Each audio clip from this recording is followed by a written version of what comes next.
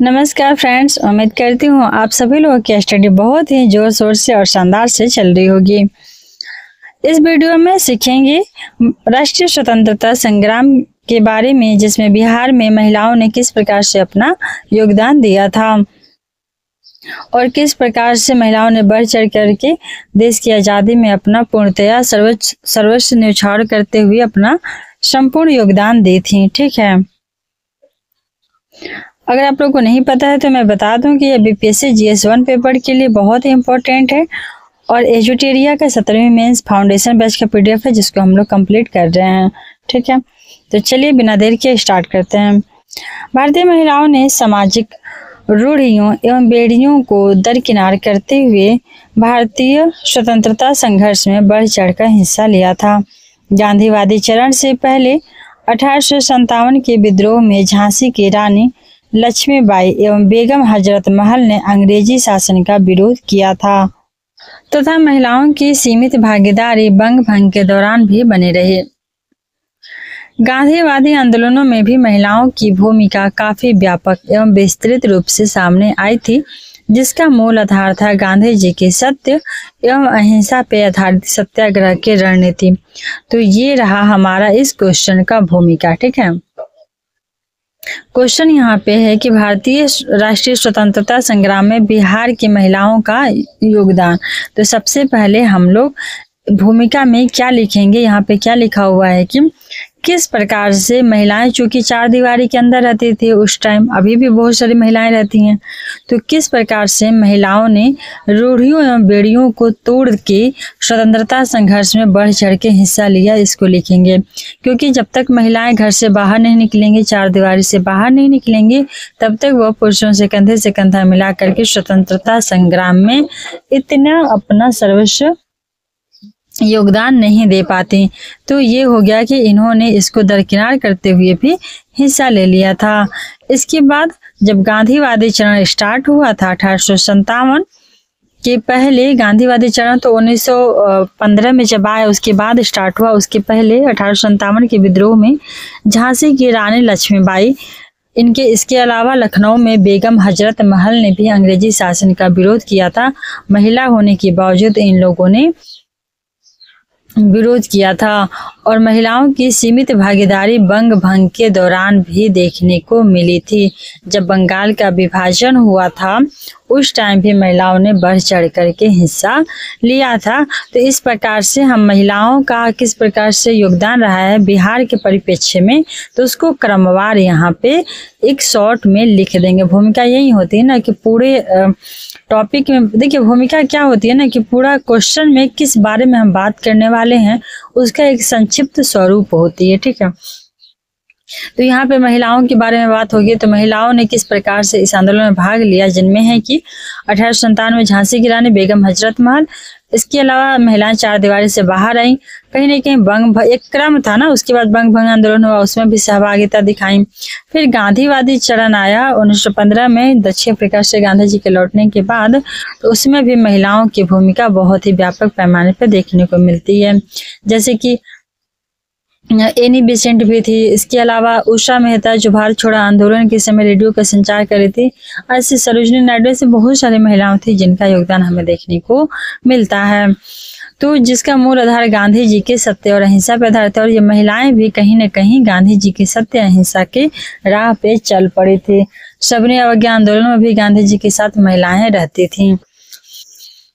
बिहार में महिलाओं ने चंपारण सत्याग्रह जैसे प्रारंभिक गांधी, चूंकि बिहार के बारे में बात हो रहा है तो बिहार का यहाँ ज्यादा से ज्यादा मेंशन होना चाहिए। ठीक है, यह बिहार से संबंधित है।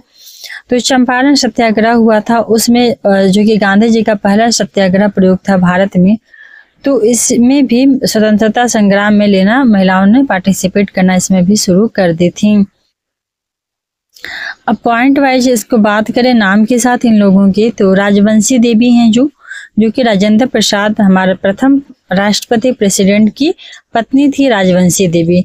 इन्होंने भी चंपारण सत्याग्रह के दौरान गांधी जी के मुख्य कार्यकर्ता थीं और राजेंद्र प्रसाद भी थे, उनकी पत्नी भी थी, दोनों लोग थे, क्योंकि उन्होंने अस्पृश्यता, पर्दा और निरक्षरता के खिलाफ लड़ाई लड़ी थी। और चूंकि राजवंशी देवी उस समय महिलाओं में बहुत ज्यादा प्रचलित थी, खैर अभी भी है, लोगों को पता नहीं क्यों पसंद आती है पर्दा प्रथा, पर्दा में रहना महिलाओं को।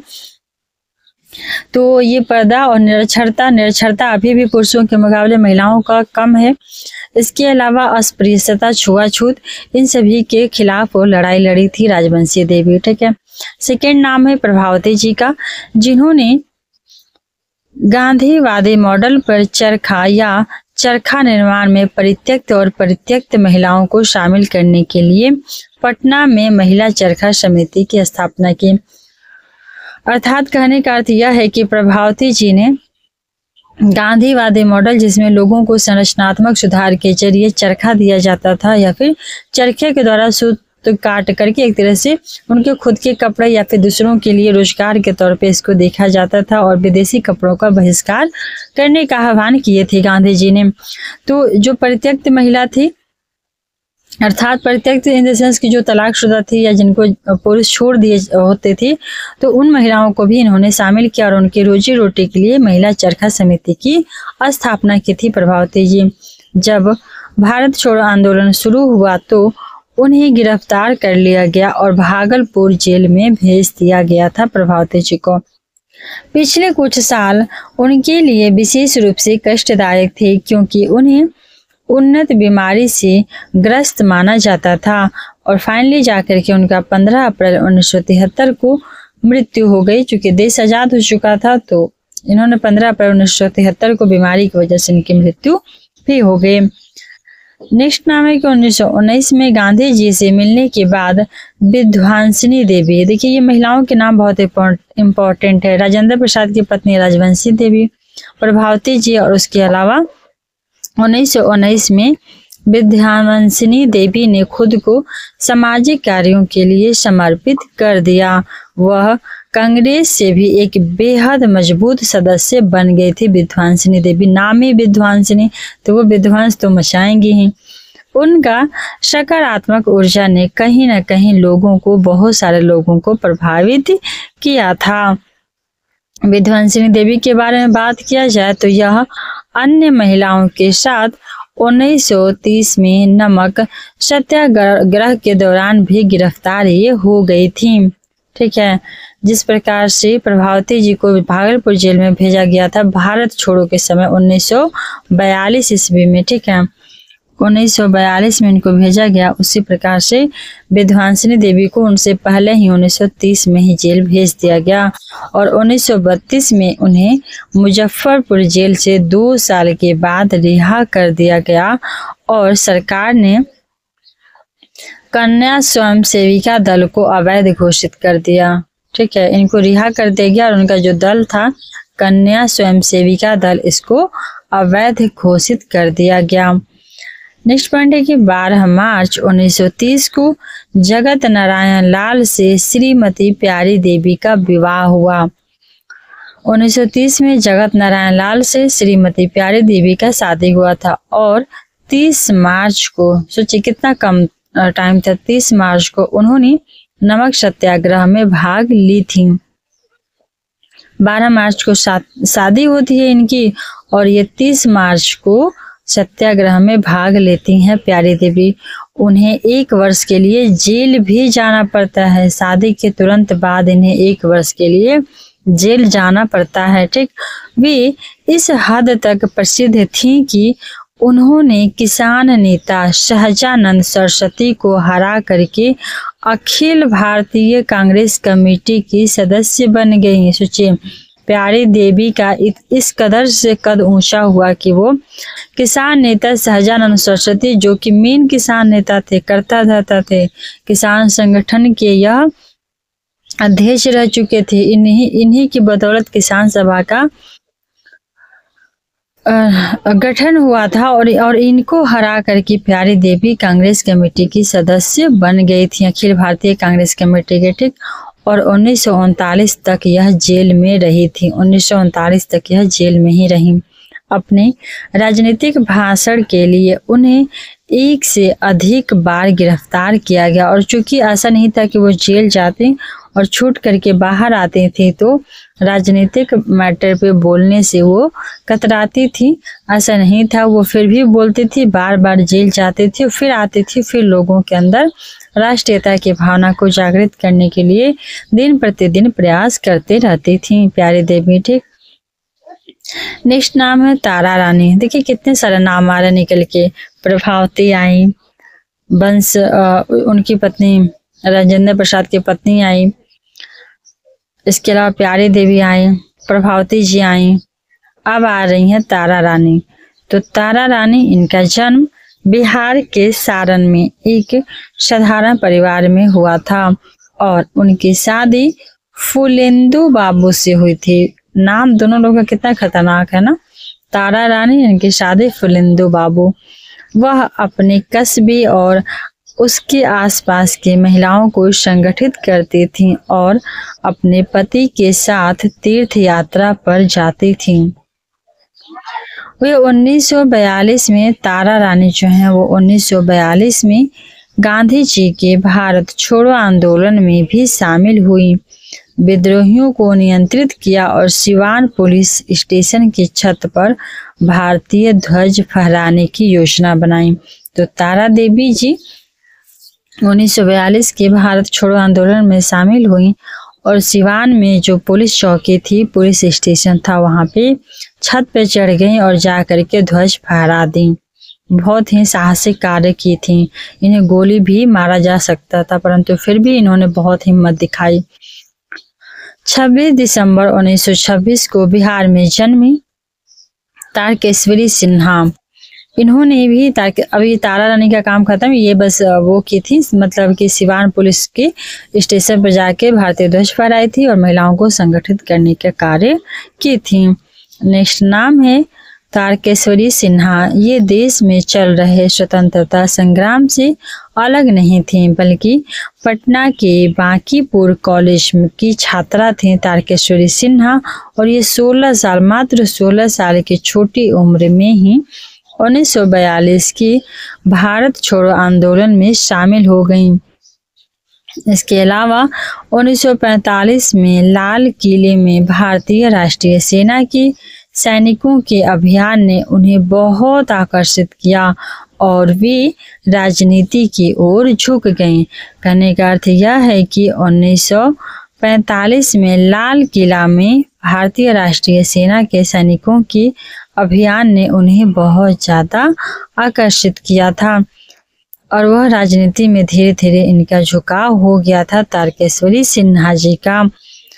उन्हें जल्द ही बिहार छात्र कांग्रेस का नेता चुना गया। तो बिहार छात्र कांग्रेस का नेता तारकेश्वरी सिन्हा को चुना गया। सिन्हा जी उन लोगों में से थीं जिन्होंने महात्मा गांधी को नालंदा में लाया था, जो विभाजन के दौरान हिंदू मुस्लिम दंगों को नियंत्रित करने के लिए जिले में थीं। ठीक है। इसके अलावा तारकेश्वरी सिन्हा का निधन 14 अगस्त 2007 को हुआ था, नई दिल्ली में हो गया था। ठीक। तो मुख्यतः इनका कार्य था कि यह बिहार की छात्र कांग्रेस का नेता चुनी गई थी, बिहार की छात्र कांग्रेस की नेता बनी थी और इसके अलावा महात्मा गांधी जी को नालंदा में लाई थी जब विभाजन चल रहा था, हिंदू मुस्लिम दंगे चल रहे थे। तो इतनी सारी महिलाएं थी बिहार का जिन्होंने अपना बहुत योगदान दिया था। तो इस प्रकार से बिहार की महिलाओं ने भारत के स्वतंत्रता संग्राम में सक्रिय रूप से भाग लिया। बिहार के स्वतंत्रता संग्राम में महिलाओं की भूमिका बहुत बड़ी रही है। इसमें भाग लेने वाली ज्यादातर महिलाएं शिक्षित थीं और महान स्वतंत्रता सेनानियों की पत्नियां भी थीं, क्योंकि जो अशिक्षित महिलाएं थीं ना, वो क्या करती थीं, अगर उनके पति जो थे उनके स्वतंत्रता सेनानी नहीं है, वो अशिक्षित है, तो वो अपने चार दीवारी से बाहर ही नहीं निकल पाती थी। ठीक है। वो अपना चार दीवारी के अंदर रहती थी और फिर उन्हें मतलब इतनी समझ नहीं थी कि राष्ट्रवाद क्या है वगैरह वगैरह। तो ज़्यादातर महिलाएं या तो खुद स्वयं जो आई इस आंदोलन में वो शिक्षित थी, या फिर उनके अगर पति स्वतंत्रता सेनानी थे तो साथ में उनकी पत्नियां भी जुड़ गई थीं। एक बार स्वतंत्रता की इस लड़ाई में शामिल होने के बाद ये महिलाएं कभी दोबारा पीछे नहीं हटी थीं, चाहे कोई भी परिस्थिति क्यों ना आए। इन्हें जेल भेजना पड़ा, जेल गई ये यातनाएं सही, इसके बावजूद इन लोगों ने वापस अपना आंदोलन करना नहीं छोड़ा था। प्रख्यात स्वतंत्रता सेनानियों की प्रेरणाओं ने भी महिलाओं की शक्ति को संगठित करने और उनकी ऊर्जा को सकारात्मक दिशा में इस्तेमाल करने में बहुत मदद की।